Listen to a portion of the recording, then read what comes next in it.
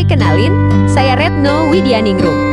Ikuti terus konten aku ya seputar edukasi psikologis sehari-hari. Indonesia itu sering disebut sebagai raksasa startup global. Tapi, di balik semua gegap gempita ini, ada sebuah paradoks yang bisa jadi ancaman loh. Apaan tuh? Yuk kita bongkar bareng-bareng dalam pembahasan kali ini. Oke, kita mulai dari paradoksnya dulu ya. Di satu sisi, ada berita yang keren banget. Tapi di sisi lain, ada tantangan besar yang diam-diam mengintai.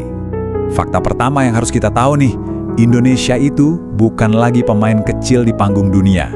Pada tahun 2022 aja, kita berhasil duduk di peringkat ke-6 global dengan lebih dari 2.400 startup. Gila kan? Kita ini udah selevel sama negara-negara raksasa teknologi. Nah, disinilah letak paradoksnya.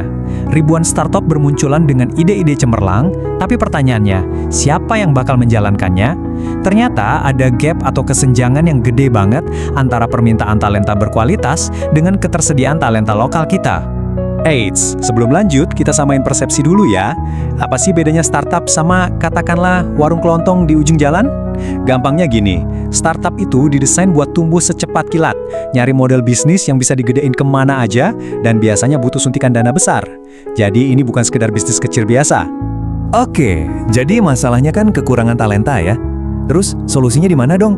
Jawabannya mungkin ada di generasi yang paling muda saat ini. Jawabannya, generasi Z. Kita ini ngomongin soal hampir 75 juta anak muda di Indonesia. Itu lebih dari 1/4 total populasi kita loh. Coba dibayangin, potensi ledakan inovasi kalau energi segede ini bisa kita arahin ke ekosistem startup. Dan yang lebih penting lagi, karakter mereka tuh startup banget.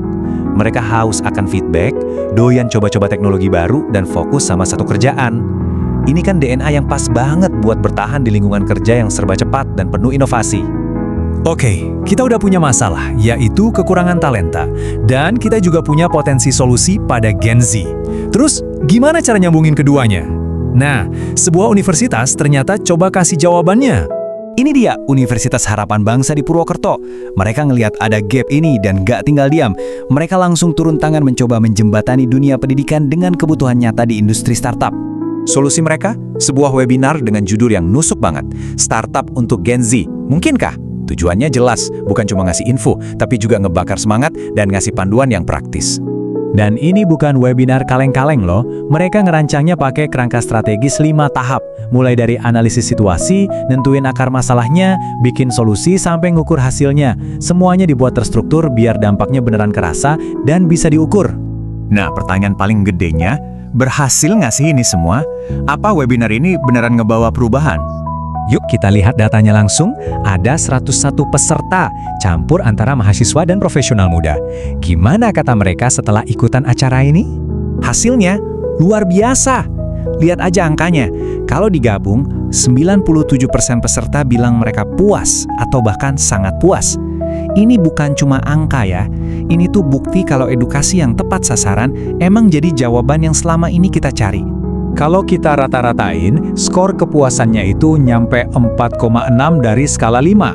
Angka ini nunjukin kalau kepuasan peserta tuh tinggi banget dan merata. Jadi bukan cuma kebetulan. Jadi pelajaran terbesar apa nih yang bisa kita petik dari studi kasus ini buat masa depan ekosistem startup di Indonesia? Intinya sih simple tapi ngena banget. Edukasi yang terarah itu adalah kunci untuk ngebuka potensi talenta-talenta muda kita. Ini bukan lagi asumsi, tapi solusi yang udah terbukti manjur. Hasil akhirnya gimana? Kita kutip langsung dari penelitiannya ya. Inisiatif ini berhasil menambah pengetahuan dan meningkatkan keinginan Gen Z buat berkarir di dunia startup. 2 hasil nyata yang langsung menjawab masalah kita di awal tadi. Nah, ini ngebawa kita ke pemikiran terakhir. Kalau satu webinar di satu universitas aja bisa ngasih dampak kayak gini, coba bayangin apa yang bisa kita capai kalau inisiatif serupa kita perbanyak di seluruh Indonesia. Pertanyaannya sekarang bukan lagi mungkin atau enggak, tapi lebih ke apa langkah kita selanjutnya buat memberdayakan semua talenta muda kita. Jawabannya ada di tangan kita semua.